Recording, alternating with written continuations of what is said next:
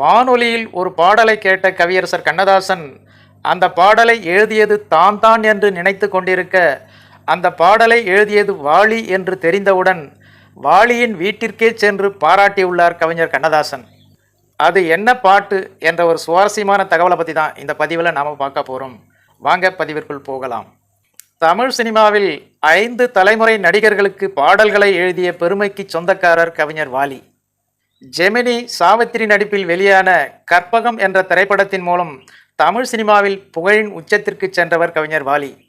கற்பகம் படத்திற்கு பிறகு கவிஞர் வாலிக்கு பட வாய்ப்புகள் குவிய தொடங்கிய நிலையில் அடுத்தடுத்து எம்ஜிஆர் மற்றும் சிவாஜி உள்ளிட்ட முன்னணி நடிகர்கள் படங்களுக்கு பாடல்கள் எழுத தொடங்கினார். கவிஞர் வாலியின் இந்த வளர்ச்சிக்கு முக்கிய காரணமாக திகழ்ந்தவர் மெல்லிசை மன்னர் MS விஸ்வநாதன். கற்பகம் என்ற திரைப்படத்தில் கவிஞர் வாலிக்கு வாய்ப்பு வாங்கி கொடுத்தது MS விஸ்வநாதன் தான். அதன் பிறகு பல படங்களில் தனது இசையில் அவரை பாடல் எழுத வைத்துள்ளார். அந்த வகையில் உருவான ஒரு திரைப்படம்தான் இருமலர்கள் என்ற படம். இயக்குனர் AC திருலோகச்சந்தர் இயக்கிய இந்த திரைப்படத்திற்கு ஆரூர் தாஸ் வசனம் எழுதியுள்ளார். இசையமைப்பாளர் MS விஸ்வநாதன் இசையமைக்க அனைத்து பாடல்களையும் கவிஞர் வாலி எழுதியுள்ளார். கற்பகம் என்ற இந்த திரைப்படத்தில் இடம்பெற்ற மாதவி பொன்மயிலால் என்ற பாடல் இன்னும் ரசிகர்கள் மத்தியில் நல்ல வரவேற்பை பெற்று வருகிறது. இந்த பாடல் பதிவு முடிந்து படம் வெளியான போது கவியரசர் கண்ணதாசன் இந்த பாடலை வானொலியில் கேட்டுள்ளார். அப்போது இந்த பாடல் தான் எழுதியது என்று நினைத்து கொண்ட கவியரசர் கண்ணதாசன் இது பற்றி மெல்லிசை மன்னர் MS விஸ்வநாதனிடம் பேச, அவர் இந்த பாடலை கவிஞர் வாலி எழுதியது என்று உண்மையை உடைக்கிறார்.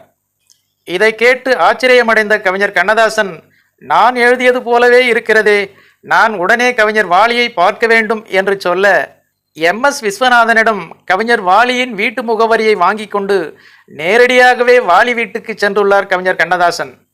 கவிஞர் கண்ணதாசனின் வரவை எதிர்பார்க்காத கவிஞர் வாலி இன்ப அதிர்ச்சி அடைந்துள்ளார். அப்போது கவியரசர் கண்ணதாசன், இந்த பாடல் மிகவும் அருமையாக இருக்கிறது, நான் எழுதியது என்று நினைத்தேன், இப்போதுதான் தெரிந்தது நீ எழுதியது என்று. நான் எழுதினால் எப்படி இருக்குமோ அப்படியே இருந்தது, மனதார பாராட்டுகிறேன் என்று கூறியுள்ளார் கவியரசர் கண்ணதாசன் என்பது குறிப்பிடத்தக்கது. ஓகே ஃப்ரெண்ட்ஸ், இந்த ஒரு சுவாரஸ்யமான தகவல் உங்களுக்கு பிடித்திருந்தால் உடனே ஒரு லைக் போட்டு சப்ஸ்கிரைப் பண்ணி சப்போர்ட் பண்ணுங்க. நன்றி, வணக்கம்.